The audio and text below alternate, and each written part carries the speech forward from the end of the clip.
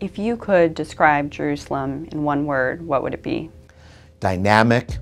Jerusalem is a unique city. It holds great value and religious sites for Christians, Muslims, and Jews alike.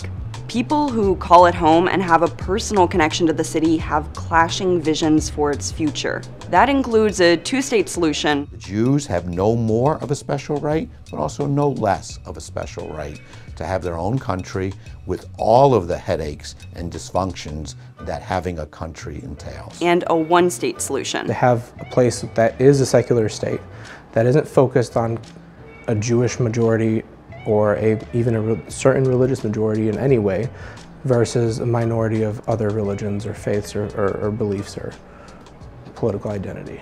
Before we get into the one-state versus two-state solution, what does Jerusalem look like? Currently, Jerusalem is divided into east and west, a division maintained even after Israel got control in a 1967 war. Israel governs it all and has long viewed the city as its capital. Palestinians have long considered Jerusalem their capital too, but the U.S. doesn't recognize that claim. The city's religious and political value makes decisions about its future complicated and divisive, and the conversation has been reignited by this recent announcement. It is time to officially recognize Jerusalem as the capital of Israel. I am also directing the State Department to begin preparation to move the American Embassy from Tel Aviv to Jerusalem. The decision in the U.S. has been a long time coming. A 1995 congressional act laid out the decision to move the U.S. Embassy to Jerusalem and declare the city Israel's capital. For the Israeli government, the decision felt long overdue, but plenty of European leaders have said they aren't on board with Trump's announcement.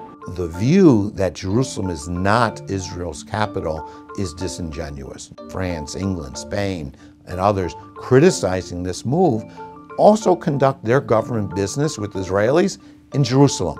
For Palestinians, the physical act of moving the embassy and recognizing it as Israel's capital has heavy symbolism. One statement that Donald Trump stated was that Palestinians need to accept the reality. There are huge settlements around the city of Jerusalem which cut it off from the West Bank.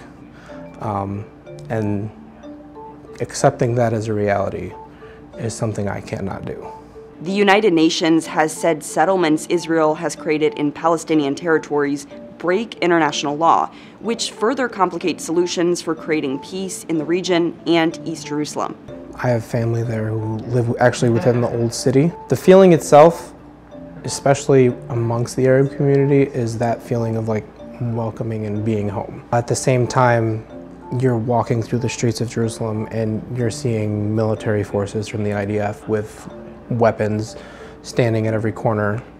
It also gives that sort of sense of hostility, like it's a mix of hostility and being welcomed at the same time. Pro-Palestinian protests in the region and across the U.S. were organized shortly after, and leaders from Islamic countries said they officially considered East Jerusalem as the capital of the Palestinian territories. So what's the future of Jerusalem? Well, it's closely tied to what happens to the Palestinian territories and Israel. Possible outcomes are usually generalized as a one-state or two-state solution.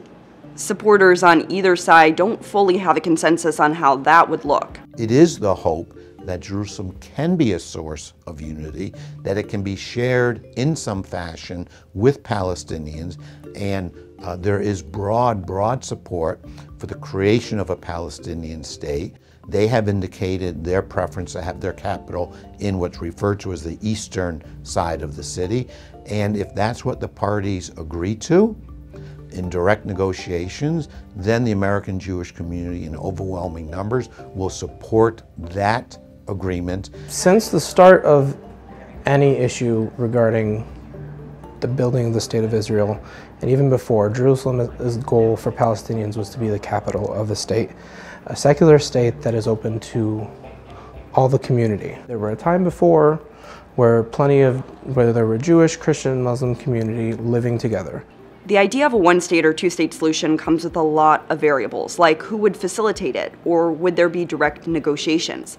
And the Palestinian Authority's president said the U.S. shouldn't head up future peace negotiations. The fact that people are talking about negotiations and having a peace process where two sides meet and discuss how to resolve this, you're acting as if those two sides have equal power, which is not the case. The best scenario for a lasting peace is one that's negotiated directly between the parties and not imposed by outside parties, be it America, the United Nations, or the European Union. Other issues with the ideas of a one-state or two-state solutions: where would possible lines be drawn, or would lines be erased completely?